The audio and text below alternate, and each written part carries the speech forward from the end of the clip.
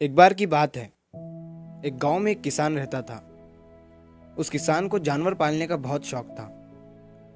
उसके पास पहले से ही बहुत सारी भैंसें थी जिनका दूध बेचकर वो अपना घर चलाया करता था। तो एक दिन उस किसान ने एक खरगोश और एक बंदर को भी अपने घर में पाल लिया। अब काफी दिन गुजरने के बाद उस किसान ने उस खरगोश और बंदर के साथ खेलने का सोचा।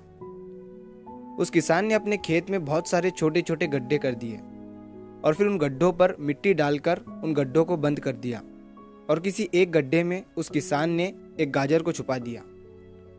अब उस किसान ने खरगोश और बंदर को उस गाजर को ढूंढने के लिए कहा। खरगोश बहुत ही कॉन्फिडेंट था और उसे अपने आप पर बहुत विश्वास था। उसने एक एक गड्ढे को खोदना शुरू किया और गाजर ढूंढने लगा। लेकिन बंदर जो था वो बहुत ही नेगेटिव और आलसी था। उसने सोचा कि खेत में इतने सारे गड्ढे हैं और वो गाजर किसी एक गड्ढे में है, इतना कौन ढूंढेगा। वो बंदर ये सोचकर एक गड्ढे के ऊपर जाकर सो गया।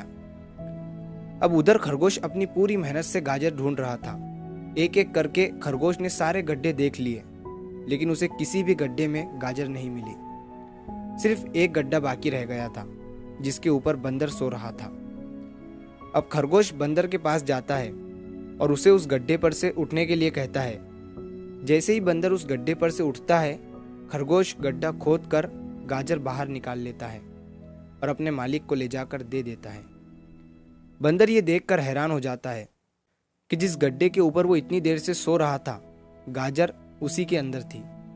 वो सिर्फ एक बार खोद कर देख लेता तो गाजर उसे मिल जाती और वो मालिक की नज़रों में बड़ा बन जाता।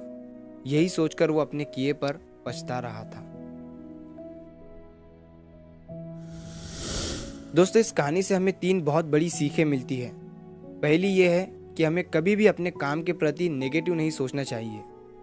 जैसे उस बंदर ने सोचा कि इतने सारे गड्ढे हैं और गाजर किस गड्ढे में है पता नहीं। यही सोचकर उसने उस काम को अपने लिए बड़ा बना दिया।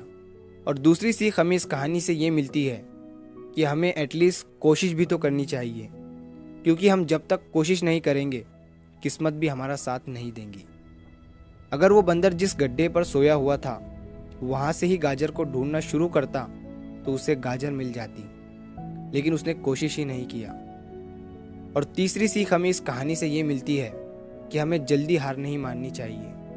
अब हमें नहीं पता कि हमें अपने काम में कौन से साल में कामयाबी मिलेंगी। वो 2025 हो सकता है, 2030 हो सकता है या 2032 भी हो सकता है, लेकिन हमें कामयाबी तभी मिलेंगी जब हम पॉजिटिव सोच के साथ कोशिश करते रहेंगे और हार नहीं मानेंगे। तो अगर आप इस कहानी को और भी लोगों तक पहुंचाना चाहते हो तो इस वीडियो को लाइक करो ताकि YouTube इस वीडियो को और भी लोगों तक पहुंचाए। और अगर कहानी अच्छी लगी हो तो हमारे चैनल को सब्सक्राइब ज़रूर करिए। मिलता हूं मैं अगली बार इसी तरह की कहानी के साथ। तो सब्र करो, शुक्र करो और ज़िंदगी में आगे बढ़ो।